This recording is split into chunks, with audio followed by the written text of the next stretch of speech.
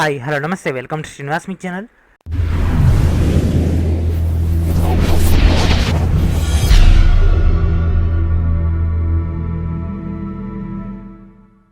ఈరోజు ఈ వీడియోలో మనకు national council for teacher education నుంచి కేంద్ర ప్రభుత్వ ఉద్యోగాలు భర్తీ చేయడం నోటిఫికేషన్ ఇవ్వడం జరిగింది. మనకెందుకు ఆలస్యం టాపిక్లోకి వెళ్ళిపోదాం. టాపిక్లోకి వెళ్ళిపోయే ముందు please subscribe our channel, please share everyone. And ఇప్పుడు మనం దీని యొక్క మెయిన్ డేటాలోకి వెళ్ళిపోదాం. Let's get started. సో మనకి ఇక్కడ వేకెన్సీస్ అని కనిపిస్తుంది ఫ్రెండ్స్. సో దీనిలోకి ఎంటర్ కావాల్సి ఉంటుంది. సో దీనిలోకి ఎంటర్ అయితే మన యొక్క మెయిన్ రిక్రూట్మెంట్ ట్యాబ్ అనేది ఓపెన్ అవుతుంది. అండ్ ఇక్కడ కనిపిస్తుంది కదా మన యొక్క notification, NCTE inviting online applications for various group B and group C post and direct recruitment basis 2020 అని. సో డైరెక్ట్ రిక్రూట్మెంట్ ప్రాసెస్ ద్వారా వీళ్ళు ఇక్కడ భర్తీ చేయడం జరుగుతుంది. సో దీని మీద క్లిక్ చేసి మన యొక్క డీటెయిల్ నోటిఫికేషన్ ఓపెన్ అవుతుంది. అండ్ దాని తర్వాత మనం ఏ విధంగా ఆన్లైన్లో అప్లై చేయాలో కూడా ఈ వీడియోలో డీటెయిల్గా డిస్కస్ చేద్దాం. కాబట్టి ఈ యొక్క వీడియోని మధ్యలో ఎక్కడ కూడా స్కిప్ చేయకుండా ఎండ్ వరకు చూడండి. సో ఈ విధంగా ఉన్నటువంటి కేంద్ర ప్రభుత్వ ఉద్యోగాలు మనకు రాబోతున్నాయి కేవలం డిగ్రీ అర్హతతో. అదేవిధంగా ఇంటర్మీడియట్ కనుక తీసుకున్నట్లయితే ఇంటర్మీడియట్ బేస్ పైన మనకి ఒక పోస్టులను కూడా భర్తీ చేస్తున్నారు. సో మనకి ఇక్కడ డీటెయిల్ నోటిఫికేషన్ అయితే ఓపెన్ అవ్వడం జరిగింది. సో మనకి ఇక్కడ భర్తీ అవుతున్నటువంటి పోస్టులు కనుక తీసుకుంటే assistant, stenographer grade C, stenographer grade D, lower division clerk అంటే ఎల్డీసీ, అదేవిధంగా డేటా ఎంట్రీ ఆపరేటర్ అనే అందరికీ కూడా తెలిసినటువంటి పోస్టులన్నీ కూడా మనకి ఇక్కడ భర్తీ చేయడం జరుగుతుంది. కంప్యూటర్ బేస్డ్ వర్క్ అనేది ఎక్కువగా దీంట్లో ఇన్బిల్ట్ అవ్వడం జరుగుతుంది. అండ్ అదేవిధంగా శాలరీ కూడా హైయెస్ట్ ఇస్తున్నారు, ఎందుకంటే కేంద్ర ప్రభుత్వ ఉద్యోగం కాబట్టి. సో దీని యొక్క మెయిన్ డేటాని డిస్కస్ చేద్దాం. సో మనకి ఇక్కడ యొక్క సిబిటీ బేస్ పైన మనకి ఇక్కడ పోస్టులనే భర్తీ చేస్తారు.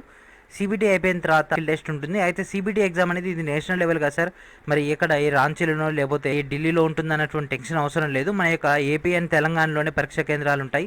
మన యొక్క హైదరాబాద్లోనే ఎగ్జామ్ ఉంటుంది. మన యొక్క విజయవాడ అండ్ విశాఖపట్నంలోనే పరీక్షా కేంద్రాలు ఉంటాయి. ఎగ్జామ్ మన యొక్క లొకాలిటీలోనే రాస్తాం. స్కిల్ టెస్ట్ కూడా మోస్ట్లీ మన యొక్క లొకాలిటీలోనే ఉంటుంది. కాకపోతే పోస్టింగ్ అనేది ఆల్ ఓవర్ ది ఇండియాలో ఉంటుంది కాబట్టి మనం ఎక్కడనేది డిసైడ్ అయితే చేయలేము. కాకపోతే ఎగ్జామ్ అనేది మనకు మెయిన్ ప్రియారిటీ, ఎందుకంటే కోవిడ్-19 ఉంది కాబట్టి. సో ఎగ్జామ్ సెంటర్స్ అనేవి మన యొక్క లొకాలిటీలో ఉన్నాయి కాబట్టి ఇది చాలా బెనిఫిషియల్ అయితే అవ్వడం జరుగుతుంది. అండ్ ఇంపార్టెంట్ డేట్స్ కనుక తీసుకున్నట్లయితే ఆన్లైన్ రిజిస్ట్రేషన్స్ అనేవి ఈ నెల 20 నుంచి రిసీవ్ చేసుకోవడం జరుగుతుంది. అదేవిధంగా last date of online registration వచ్చేసి సెప్టెంబర్ 19వ తారీఖు రోజు దాకా అయితే ఇవ్వడం జరిగింది. అండ్ ఫీ సబ్మిషన్ కూడా మనకు అదే రోజు దాకా అయితే ఇవ్వడం జరిగింది. అండ్ ఆన్లైన్ ఏ విధంగా అప్లై చేయాలో వాటికి సంబంధించినటువంటి అప్లికేషన్ డేటా అండ్ అదేవిధంగా వాటికి సంబంధించినటువంటి కొంత బేసిక్ డేటా ఇవ్వడం జరిగింది. బట్ మన లైవ్లోకి వెళ్తున్నాం కాబట్టి ఇదంతా మనకు అంతా ఇంపార్టెంట్ కాదు. సో ఫోటో, సిగ్నేచర్ ఇవన్నీ కూడా మనం లాస్ట్లో డిస్కస్ చేసుకుందాం. And next application fee.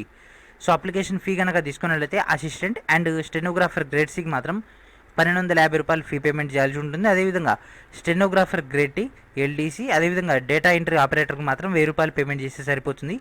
So ఒకవేళ కనుక మీరు ఒకటి కంటే ఎక్కువ పోస్టులకు అప్లై కనుక చేయాలనుకుంటే మనకి ఇక్కడ ఆప్షన్ అయితే ఉండడం జరిగింది. కాకపోతే ఇండివిజువల్గా మనం పేమెంటే చేయాల్సి ఉంటుంది. And next fee relaxation. So fee relaxation కనుక తీసుకున్నట్లయితే SC, ST, physical handicapped, women and ex service మెన్కి మాత్రం ఎలాంటి అప్లికేషన్ ఫీ లేకుండానే ఒక పోస్టులను అయితే భర్తీ చేస్తున్నారు. సో ఇది వాళ్ళకి హైలీ యూటిలైజ్ అవ్వడం జరుగుతుంది. అండ్ నెక్స్ట్ వేకెన్సీస్ యొక్క మెయిన్ డేటాని డిస్కస్ చేద్దాం. అదేవిధంగా శాలరీస్, అదేవిధంగా ఏజ్ లిమిట్ లాంటి కీలకమైనటువంటి పాయింట్స్ని డిస్కస్ చేద్దాం. ఫస్ట్ అసిస్టెంట్ కనుక తీసుకున్నట్లయితే 3 పోస్టులు అయితే కేటాయించడం జరిగింది. 3 పోస్టులు వారికి. అండ్ అదేవిధంగా లెవెల్ 6 బేస్ పైన 35,400 నుంచి 1,12,400 అయితే ఇవ్వడం జరుగుతుంది. అండ్ వీళ్ళ యొక్క ఏజ్ లిమిట్ అనేది 20 to 27 ఇయర్స్ దాకా అయితే మెన్షన్ చేయడం జరిగింది.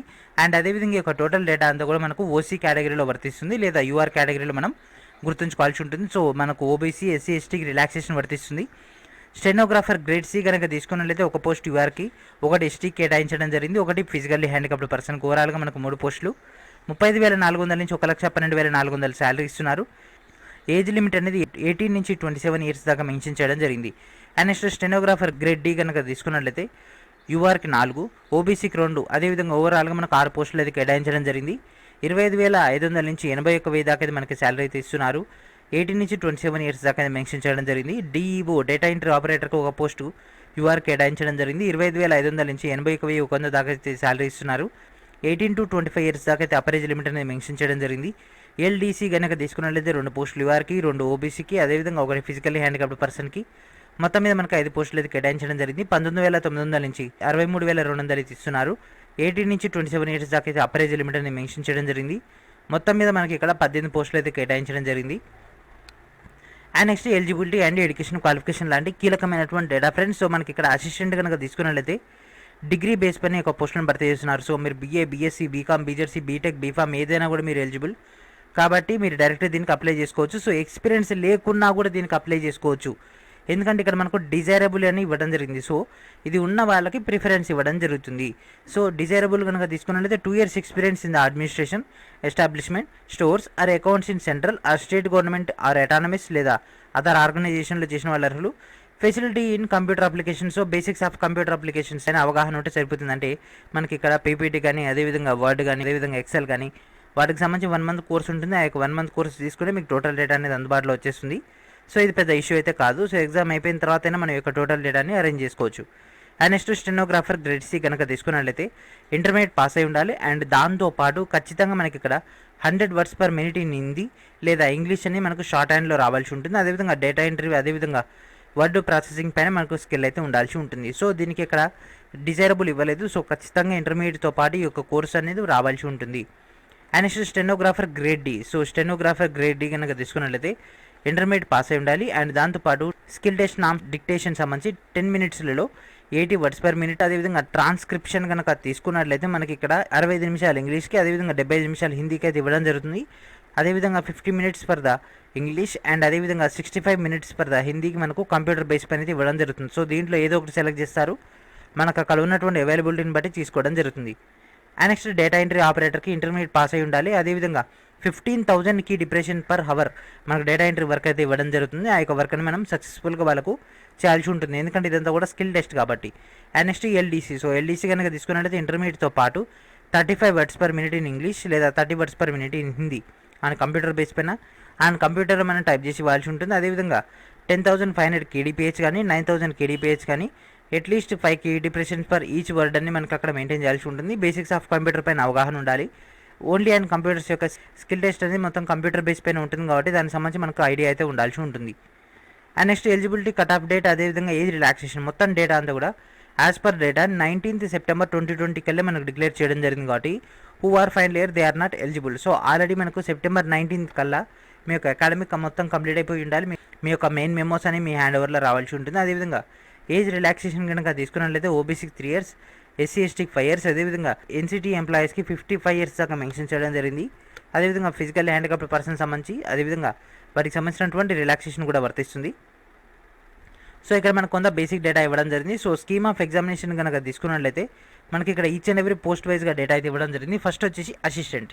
సో అసిస్టెంట్ కనుక తీసుకున్నట్లయితే మనకి ఇక్కడ టెస్ట్ డ్యూరేషన్ 90 minutesలో అయితే అంటే 1.5 hour ఎగ్జామ్ కండక్ట్ చేశారు. 100 questions 200 marks. సో దీంట్లో మనకు ఈచ్ క్వశ్చన్ 2 marks అనేది రావడం జరుగుతుంది. General intelligence and reasoning 25 questions, general awareness 25 questions, quantitative aptitude 25, English comprehension 25. So ఓవరాల్గా మనకు 200 marksకి ఎగ్జామ్ అయితే కండక్ట్ చేస్తారు. అండ్ నెక్స్ట్ స్కిల్ టెస్ట్ అంటే కంప్యూటర్ ప్రొవిజెన్సీ టెస్ట్ అనేది ఉంటుంది. వర్డ్, ఎక్సెల్, ఎంఎస్ యాక్సెస్ అదేవిధంగా వీటిపైన అవగాహన అయితే ఉండాల్సి ఉంటుంది. ఇది జస్ట్ క్వాలిఫైయింగ్ నేచర్ మాత్రమే. దీంట్లో వచ్చినటువంటి మార్క్స్ అనేవి మనకు మెయిన్ మార్క్స్లో కలపరు కాబట్టి ఇది మనకు ఒక రిలాక్సేషన్ మనకు. అండ్ నెక్స్ట్ గ్రేడ్ సి కనుక తీసుకున్నట్లయితే 90 minutesలో 100 questionsకి 100 marksకి అయితే కేటాయించడం జరుగుతుంది. లాంగ్వేజ్ ప్రొవిజెన్సీ టెస్ట్ని కండక్ట్ చేస్తారు. హిందీ అండ్ ఇంగ్లీష్ సంబంధించి Hindi 15 questions, English 15 questions, mental ability, reasoning, ఆర్థమెటిక్కి 30 questions, జనరల్ అవేర్నెస్, కరెంట్ అఫైర్స్కి 20 questions, కంప్యూటర్ నాలెడ్జ్ బేస్ పైన 20 questions. And next skill test సంబంధించి డేటా ఇది కూడా మనకు క్వాలిఫైయింగ్ నేచర్ మాత్రమే. అండ్ అదేవిధంగా వీళ్ళకి ఎలాంటి ఇంటర్వ్యూ అయితే ఉండదు. And next stenographer grade D కనుక తీసుకుంటే సేమ్ ప్యాటర్న్ అయితే ఇవ్వడం జరిగింది. 90 minutesలో 100 marksకి ఎగ్జామ్. అండ్ అదేవిధంగా స్కిల్ టెస్ట్ అదేవిధంగా క్వాలిఫైయింగ్ నేచర్ మాత్రమే. అండ్ వీళ్ళకి కూడా ఎలాంటి ఇంటర్వ్యూ అయితే ఉండదు. And next data entry operator. So data entry ఆపరేటర్కి సేమ్ ఇలాగ ఏదైతే మనం డిస్కస్ చేసుకున్నామో అసిస్టెంట్కి సేమ్ పేపర్ ప్యాటర్న్ అయితే ఇవ్వడం జరిగింది. 90 minutesలో 100 questionsకి 200 marksకి. అండ్ అదేవిధంగా స్కిల్ టెస్ట్ సంబంధించి హిందీ కానీ ఇంగ్లీష్ కానీ ఏదో ఒకటి మనం సెలెక్ట్ చేసుకోవాల్సి ఉంటుంది, దాని యొక్క టైపింగ్ స్పీడ్. అండ్ అదేవిధంగా కంప్యూటర్ ప్రొవిజెన్సీ టెస్ట్ అదేవిధంగా ఇది కూడా మనకు 100 marksకి. ఇది కూడా క్వాలిఫైయింగ్ నేచర్ మాత్రమే. అట్లీస్ట్ 40% మార్క్స్ వస్తే సరిపోతుంది. అదేవిధంగా వీళ్ళకి ఎలాంటి ఇంటర్వ్యూ లేదు. ఎల్డీసీ కనుక తీసుకున్నట్టయితే స్టెనోగ్రాఫర్ పేపర్ ప్యాటర్న్ లెక్కన ఇవ్వడం జరిగింది. సో మనకి ఇక్కడ 90 minutesలో 100 questions 100 marksకి. ఇంగ్లీష్ అండ్ హిందీకి సంబంధించి మనకి ఇక్కడ 20 questions, మెంటల్ ఎబిలిటీ అండ్ రీజనింగ్కి 20 questions, జనరల్ అవేర్నెస్, కరెంట్ అఫైర్స్కి 20 questions, ఆర్థమెటిక్ ఎబిలిటీకి 20 questions, కంప్యూటర్ నాలెడ్జ్కి 20 questions. ఈ విధంగా 100 questions. అదేవిధంగా స్కిల్ టెస్ట్ యొక్క డేటా వీళ్ళకి కూడా ఎలాంటి ఇంటర్వ్యూ అయితే ఉండదు. అండ్ ఈ యొక్క టోటల్ రిక్రూట్మెంట్లో మనకు మంచి న్యూస్, గుడ్ న్యూస్ ఏంటిదంటే నో నెగిటివ్ మార్కింగ్, ఎలాంటి నెగిటివ్ అయితే లేదు. ఈ యొక్క స్కిల్ టెస్ట్ ఎలాంటి నెగిటివ్ అయితే లేదు. సో డైరెక్ట్ మనకు ఫస్ట్ ఎగ్జామ్ ఉంటుంది. ఎగ్జామ్లో చేసినటువంటి పర్ఫార్మెన్స్ని బట్టి స్కిల్ టెస్ట్ అనేది కండక్ట్ చేస్తారు. సో స్కిల్ టెస్ట్ అయిపోయిన తర్వాత డైరెక్ట్ మనకు డాక్యుమెంట్ వెరిఫికేషన్, అదేవిధంగా పోస్టింగ్ అనేది అలాట్మెంట్ చేస్తారు. అండ్ ఈ యొక్క ఎగ్జామ్ సంబంధించి మనకి 25 సిటీస్ అయితే ఏర్పాటు చేయడం జరిగింది. మన యొక్క తెలంగాణ అండ్ ఏపీ సంబంధించి చూద్దాం. సో ఏపీలో కనుక తీసుకుంటే విజయవాడ, విశాఖపట్నం అండ్ అదేవిధంగా తెలంగాణలోని హైదరాబాద్లో పరీక్ష కేంద్రాలను కేటాయిస్తారు. సో మన యొక్క ఏపీ అండ్ తెలంగాణలో సంబంధించి మనకి ఇక్కడ 3 పరీక్ష కేంద్రాలు ఉన్నాయి కదా. ప్రతి ఒక్కరు కూడా అట్లీస్ట్ 3 ఎగ్జామ్ సెంటర్స్ అయితే అలాట్మెంట్ చేసుకోవాల్సి ఉంటుంది. సో మనకి ఇక్కడ ఉన్నటువంటి హైదరాబాద్, విజయవాడ, విశాఖపట్నం మూడింటిని మన యొక్క తెలుగు రాష్ట్రాల వాళ్ళు తీసుకుంటే పర్ఫెక్ట్గా మనకు సెట్ అయిపోవడం జరుగుతుంది. కాబట్టి వేరే రాష్ట్రాలకు పోవాల్సినటువంటి ఇబ్బంది ఉండదు. అండ్ ఇక్కడ మనకు కొంత బేసిక్ డేటా ఇది ఇవ్వడం జరిగింది. సో ఎవరైతే ఒక రిక్రూట్మెంట్ కోసం ట్రై చేస్తారో వాళ్ళంతా 1-2 సార్లు చదవండి. చదివితే మీకు ఉన్నటువంటి డౌట్స్ అన్ని కూడా క్లారిఫై అయిపోవడం జరుగుతుంది. అండ్ ఎగ్జామ్ సెంటర్స్ని మనమే సెలెక్ట్ చేసుకుంటాం కాబట్టి ఎలాంటి టీఏ ఫెసిలిటీ అయితే ఉండదు, అంటే ట్రాన్స్ఫర్ ఎలిమెంట్స్ అయితే ఉండదు. అండ్ అదేవిధంగా మనకి ఇక్కడ ఏదైనా డౌట్ ఉన్నట్లయితే ఇక్కడ ఉన్నటువంటి ఫోన్ నెంబర్కి, అదేవిధంగా ఇక్కడ ఉన్నటువంటి ఈమెయిల్ ఐడికి మీరు కాంటాక్ట్ అవ్వాల్సి ఉంటుంది. ఇక్కడ కాంటాక్ట్ అయిపోతే మీకు డౌట్స్ అన్ని కూడా క్లారిఫై అయిపోవడం జరుగుతుంది. ఈ విధంగా మనకు నోటిఫికేషన్ ఇవ్వడం జరిగింది. అండ్ దీన్ని ఏ విధంగా అప్లై చేయాలో చూద్దాం. సో ఇక్కడ కనిపిస్తుంది కదా ఫ్రెండ్స్, సో ఈ యొక్క లింక్లోకి వెళ్ళిపోవాల్సి ఉంటుంది. సేమ్ బ్యాంక్కి ఏ విధంగా అయితే అప్లై చేసామో సేమ్ మెథడ్ ఉంటుంది. అండ్ ఇక్కడ మనకు టోటల్ డేటా అనేది రావడం జరుగుతుంది. ఈ యొక్క టోటల్ డేటాని మీరు పాయింట్ టు పాయింట్ చదవండి. ఫోటో యొక్క సైజ్ అనేది 50 to 100 KB, అదేవిధంగా సిగ్నేచర్ యొక్క సైజ్ అనేది 100 KB, అదేవిధంగా మనకి ఇక్కడ జేపీజీ ఆర్ జేపీజీ ఫార్మాట్లో ఉండేటట్టు, అదేవిధంగా రెలవెంట్ అయినటువంటి డాక్యుమెంట్స్ అన్ని కూడా 50 to 100 KB ఉండేటట్టు చూసుకోవాల్సి ఉంటుంది. అండ్ ఇక్కడ టిక్ మార్క్ చేసేసి ఫస్ట్ స్టార్ట్. సో ఏదైతే బ్యాంకింగ్ సెక్టార్కి ఏ విధంగా ఐబీపీఎస్కి ఏ విధంగా అయితే ఉంటుందో సేమ్ ప్యాటర్న్ ఉంటుంది. సో ఈ డైరెక్ట్ ఇక్కడ మనం ఏ పోస్ట్కి అయితే అప్లై చేసినామో ఆ యొక్క పోస్ట్ యొక్క డేటా, అండ్ ఇక్కడ పోస్ట్ కూడా ఆటోమేటిక్గా సెలెక్ట్ అవుతుంది. ఇక్కడ క్యాండిడేట్ ఒక name, mobile number, confirm mobile number, email ID, confirm email ID ఇచ్చేసి ఇక్కడ కనిపిస్తున్నటువంటి క్యాప్షన్ ఫిల్ చేయాలి.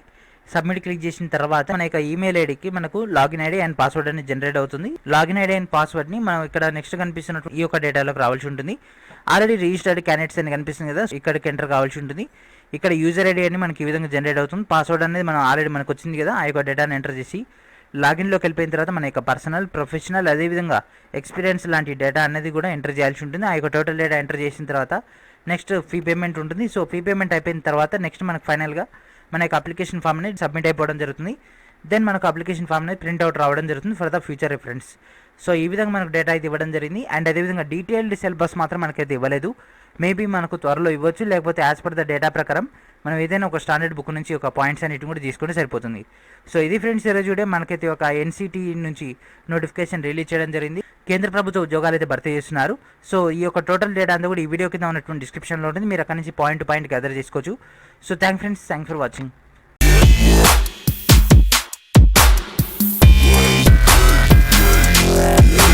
Yeah.